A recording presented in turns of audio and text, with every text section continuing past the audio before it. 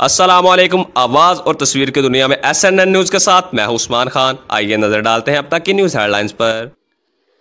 खबर शामिल करते हैं शोरकोट से, जहां MS तहसील हेडक्वार्टर अस्पताल शोरकोट डॉक्टर गुलाम रसूल ने कहा है कि चंद शरपसंद अनासर मुझे ब्लैकमेल करके अस्पताल में अपनी आज़ादारी कायम करना चाहते हैं। इनमें वो लोग भी शामिल हैं जो प्राइवेट एम्बुलेंस मालकान हैं, जो अस्पताल की इमरजेंसी के सामने अपनी गाड़ियां खड़ी करके इमरजेंसी में आने वालों के लिए मुश्किलात खड़ी करते हैं। इसी तरह जो लोग अब अस्पताल से रिटायर हो चुके हैं, अगर इनको कहा जाए कि क्वार्टर खाली करें, मगर वो ऐसा नहीं करते बल्कि मुझे ब्लैकमेल करना शुरू कर देते हैं।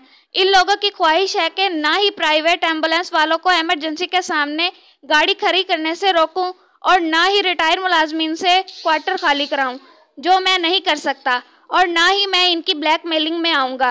डॉक्टर गुलाम रसूल ने कहा है कि रिटायर्ड सरकारी मुलाजमीन को क्वार्टर खाली करना होंगे, वरना कानूनी कार्रवाई के जरिए इनसे सरकारी क्वार्टर वागुजार करवाए जाएंगे और इसी तरह प्राइवेट एम्बुलेंस गाड़ियों को इमरजेंसी के सामने खड़ी करने की इजाज़त हरगिज़ नहीं दी जाएगी।